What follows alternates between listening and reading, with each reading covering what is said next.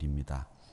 우리 기독교 대한성결교회는 중생성결 신유 재림이라고 하는 전도 표제를 가지고 있는 교회입니다. 신학자들 간에 100주년을 맞이한 기독교 대한성결교회 전도 표제 중생성결 신유 재림을 신학화하는 작업, 그리고 현대 생활에 적용하는 작업을 하자, 이런 운동이 일어나서 서울신학대학을 중심으로 해서 우리의 전도 표제인 이 중생성결 신유 재림을 신학화하는 작업, 생활에 적용하는 작업을 시행한 적이 있었습니다. 그리고 많은 젊은 목사들이 우리가 가지고 있는 이 전도 표제를 우리 생활 속에 적용할 수 있는 방편을 마련하신 그분들의 노고에 박수를 쳤습니다. 그런데 노학자들과 오래된 선배 교수님들께서는 중생성결 신유 재림의 신학화와 생활 적용은 전도 표제라고 하는 말로 다 끝났다, 이렇게 이야기를 하시면서 생활 적용 신학화 작업은 소용없는 일, 무의한 일을 한 것이다, 이렇게 폄하하시는 일이 있었습니다. 그래서 학교 내에서 학자들 간에 그 문제를 놓고 설왕설래했던 적이 있었습니다. 그러나 제 입장에서는 우리의 전도 표제를 신학화해서 좀 더 가치 있는 복음으로, 성경을 들여다보는 우리의 안경으로 적절하게 만드는 것도 필요하고, 또 우리의 생활 속에 이 사중복음을 적용할 수 있는 방법을 연구하고 우리가 같이 적용해 보기 위한 방편을 아는 것도 필요한 일이라고 생각을 해서 저는 중간에 서서 회색 분자처럼 이쪽 저쪽 눈치만 바라봤던 기억이 납니다. 그 중에서 우리 재림의 복음은 많은 이단들이 이단이라고 하는 것을 드러내기에 가장 적절한, 그리고 많은 이단들이 이용하는 교리가 이 재림의 교리입니다. 하나님을 믿는 사람들에게 이 재림의 교리란 어떤 의미를 주는 것일까? 저는 이렇게 생각합니다. 항상 우리에게 신앙의 긴장감을 주는 교리가 이 재림의 교리라고 생각합니다. 이 긴장감은 어디서 나오는 것이냐? 누군가 우리를 지켜보면서 언제 올지 모르지만 우리를 심판하시기 위해서 그 언젠가 오신다고 하는 우리 주님의 말씀을 바로 우리에게 늘 긴장을 주는, 바로 가장 우리 신앙생활에 자극적인 교리가 이 재림의 복음, 신앙이라고 생각을 합니다.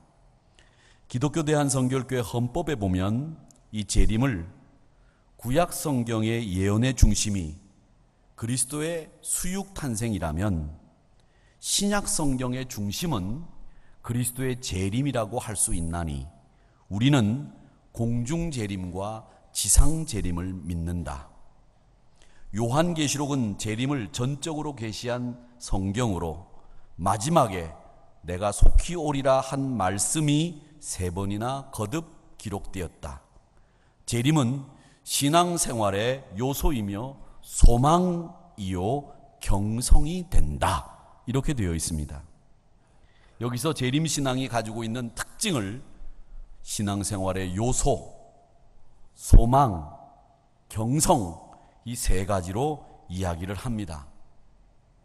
저는 이 재림신앙이 우리 기독교 대한성결교회 교인들이, 특히 연합사업을 하는 우리 남전도회 연합회와 같은 이 연합기관에서 꼭 강조하고 분명히 알고 있어야 될 교리가 이 재림의 교리라고 생각합니다. 이 재림이 우리 헌법에 의하면 신앙생활의 요소라고 말씀을 하셨는데, 데살로니가전서 3장 13절의 말씀에 보면 너희 마음을 굳건하게 하시고 우리 주 예수께서 그의 모든 성도와 함께 강림하실 때에 하나님 우리 아버지 앞에서 거룩함에 흠이 없게 하시기를 원한다고 말씀하시고 있습니다. 이 말씀은 바울 사도가 데살로니가 교인들에게 편지를 쓰면서 구약 성경 스가랴서 14장 5절에 있는 말씀을 염두에 두고 쓰신 말씀입니다. 하나님께서 우리 주님을 보내시는 그날 거룩한 자만이 그 재림의 행렬에 동참할 수 있다는 말씀입니다. 그래서 바울은 데살로니가 교인들 향해서 편지를 쓸 때에 너희들을 믿음 안에서 굳건히 세워주시고 흠없이 거룩하게 세워주시기를 위해 기도한다고 말씀하신 겁니다. 거룩함, 그건 하나님 나라에 들어가기 위한 우리의 자격입니다. 우리가 고백하는 신앙의 거룩함이 조그만한 결함이 없도록 우리 성도들이 수고를 아끼지 않아야 된다고 말씀합니다.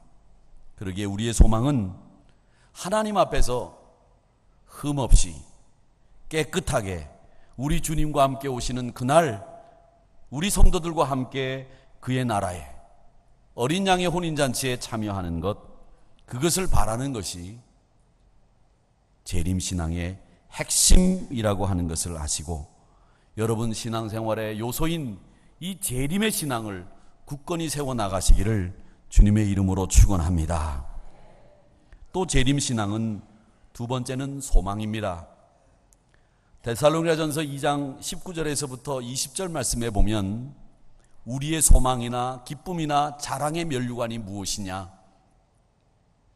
그가 강림하실 때 우리 주 예수 앞에 너희가 아니냐?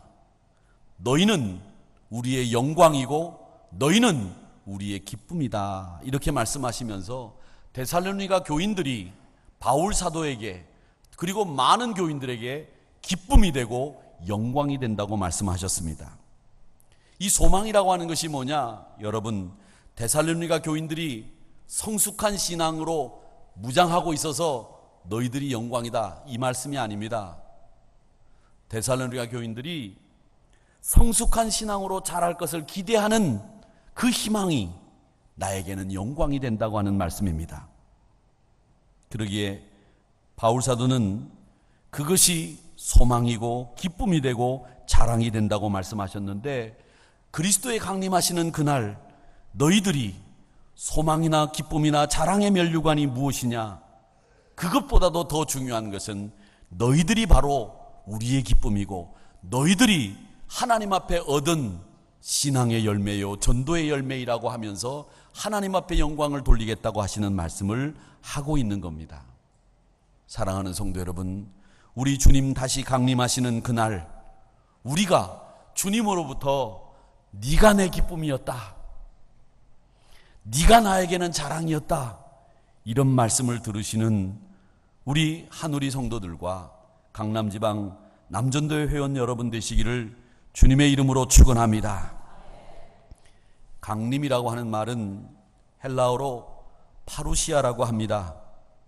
이 파루시아라고 하는 말은 황제나 총독이나 고위 관리가 순방을 하는 것을 파루시아라고 합니다. 예를 들자면 대통령이 일본이나 중국이나 국빈 자격으로 가는 것을 파루시아라고 부릅니다. 그러니까 주님이 강림하시는 것을 파루시아라고 쓰는 말은 뭐냐면 만왕의 왕이신 예수님이 이 땅에 오시는 것, 국빈 자격으로 하나님의 가장 귀한 귀빈의 모습으로 이 땅에 온다고 했기 때문에 신적인 존재의 방문을 파루시아라고 그렇게 부르는 겁니다. 그러기에 그 파루시아가 이루어지는 곳은 어디냐? 여러분, 대통령이 아무데나 방문을 합니까? 아무데나 방문하지 않습니다. 황제가 아무 지역이나 갑니까? 아무데나 안 갑니다. 그곳을 방문해야 될 이유가 있어야 되고, 또 그곳을 방문했을 때에 그곳 사시는 분들이 뭔가 해결이 될 일들을, 사안들, 현안들이 해결이 되고, 또 그분이 방문했을 때에 그 지역에 변화가 있을 그때에 황제나 대통령이 그 지역을 방문하는 겁니다. 황제에게도 대통령에게도 기쁨이 되고 그 지역 사람들에게도 도움이 될 때에 국빈 방문이 일어나는 겁니다.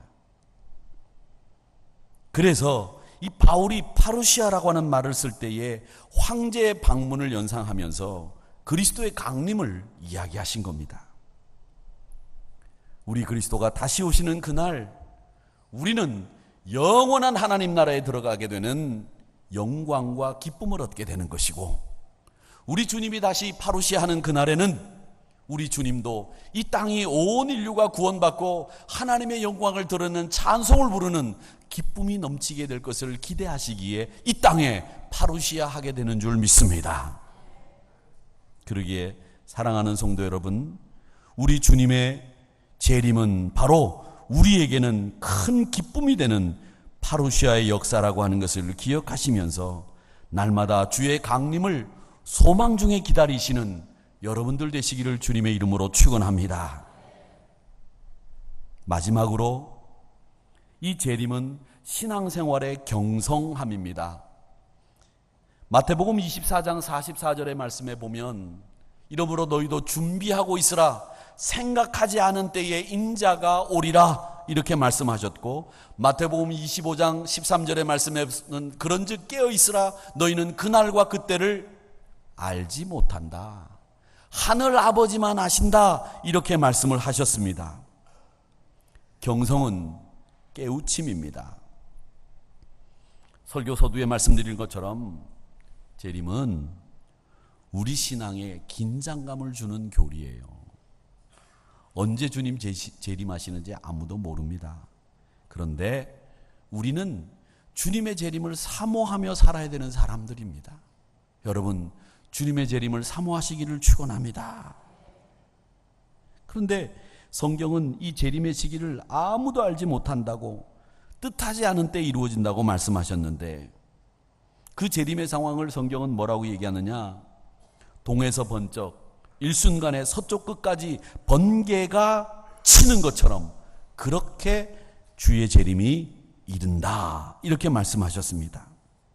갑작스럽게 순식간에 이루어지는 겁니다.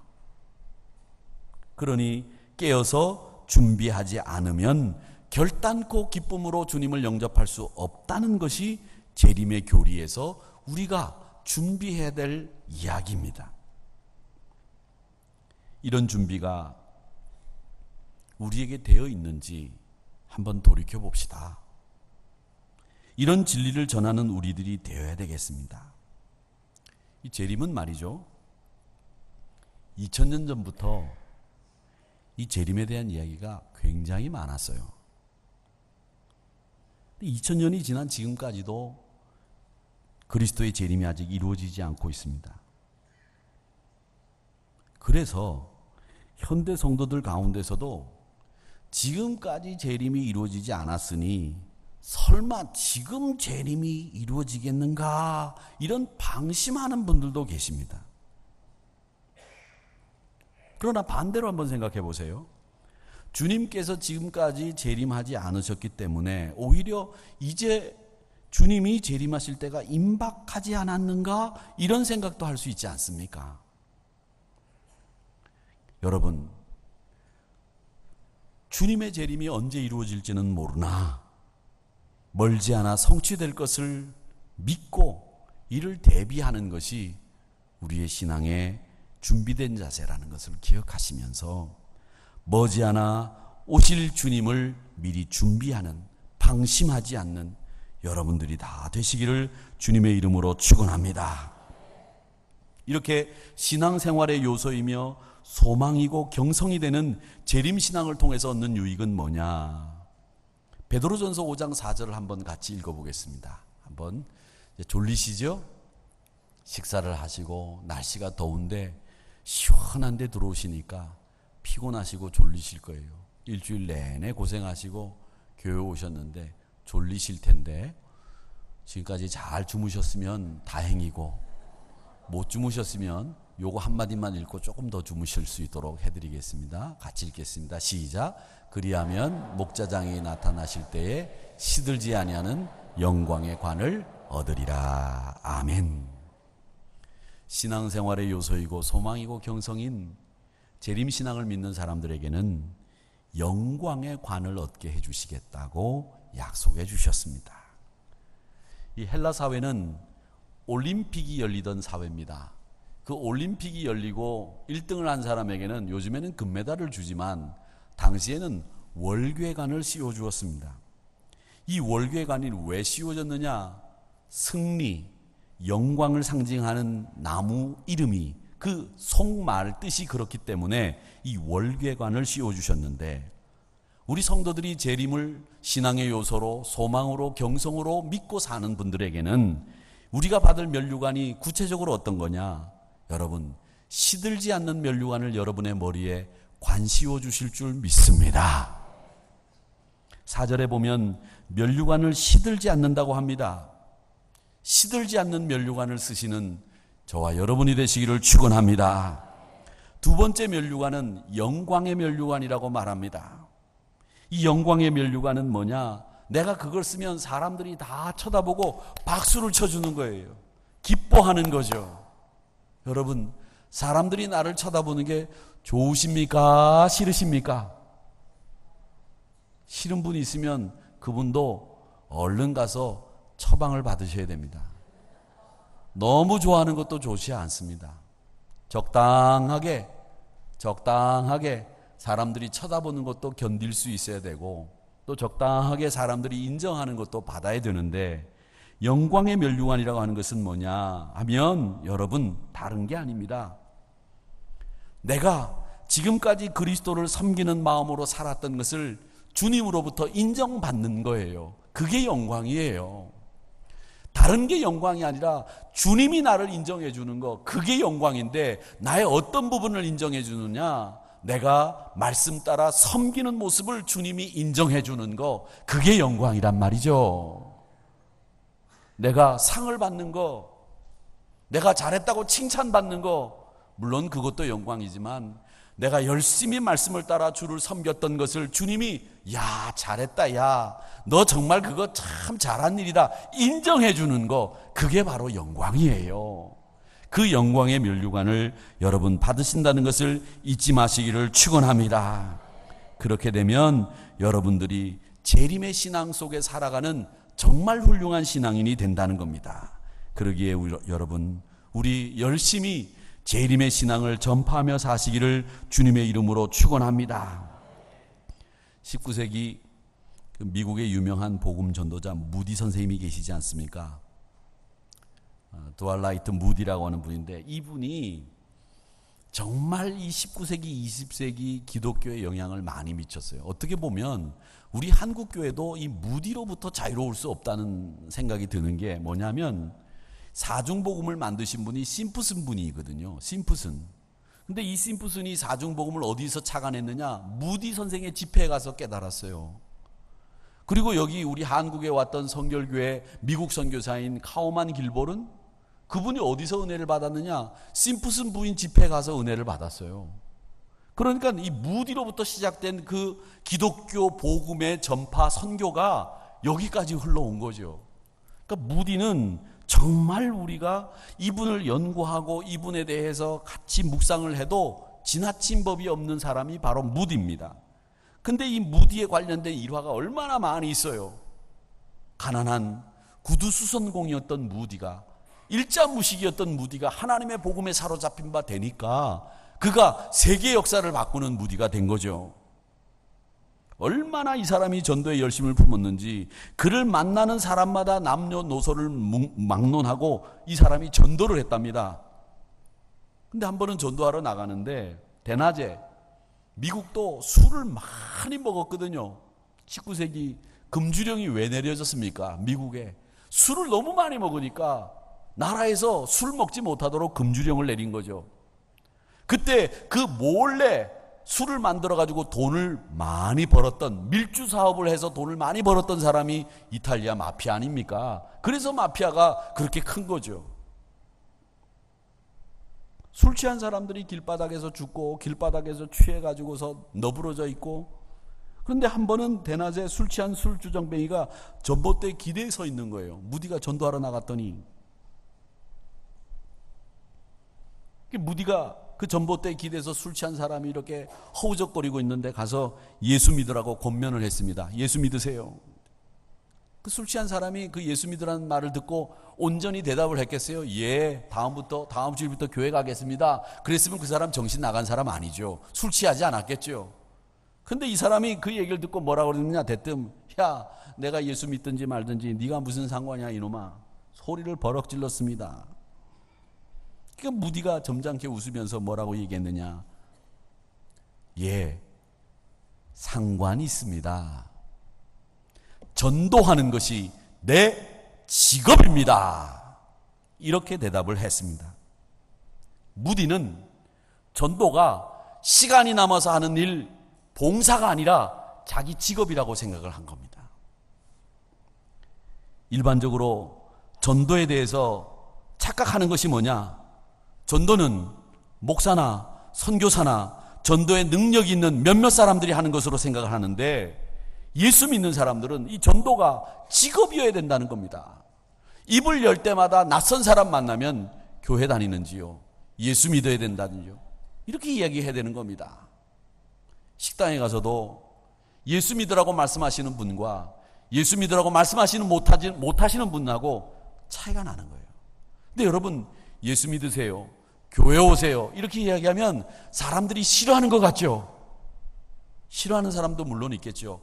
그런데 많은 사람들은 대부분 자기를 걱정하고 위해주는 말로 이해합니다. 여러분, 걱정하지 마세요. 교회 오세요, 예수 믿으세요, 이렇게 이야기한다고 해서 그 사람들이 싫어한다고 생각하지 마세요. 대부분의 사람들은 나를 위해주는구나, 나를 정말 걱정해주는구나, 이렇게 생각한다는 거죠. 그러니까 여러분, 무디처럼 전도가 우리의 직업이 되는 역사가 일어나기를 축원합니다. 특별히 우리 기독교 대한성결교회는 남 전도회입니다. 여 전도회입니다. 침례교나 장로교회는 남 선교회, 여 선교회라고 합니다. 그런데 그분들은 선교와 전도를 잘 구별하지 못했기 때문에 전도나 선교를 같이 쓰기 때문에 그렇게 말씀하시지만, 우리는 전도라고 하는 말이 선교와 어떤 차이가 있고 전도라고 하는 말이 어떤 의미를 가지고 있는지를 정확히 알기 때문에 우리 선배들이 남전도회, 여전도회라고 이름을 지은 겁니다. 여러분, 이건 굉장히 우리 기독교 대한성결교회가 자랑스럽게 여겨야 되는 이름입니다. 남전도회, 여전도회. 이 이름의 자부심을 가지시고 이 마지막 때에 재림의 신앙으로 시들지 않는 영광의 멸류관 쓰시는 우리 강남지방 남전도 회원들과 한우리 성도님들이 되시기를 주님의 이름으로 축원합니다. 아버지 하나님, 감사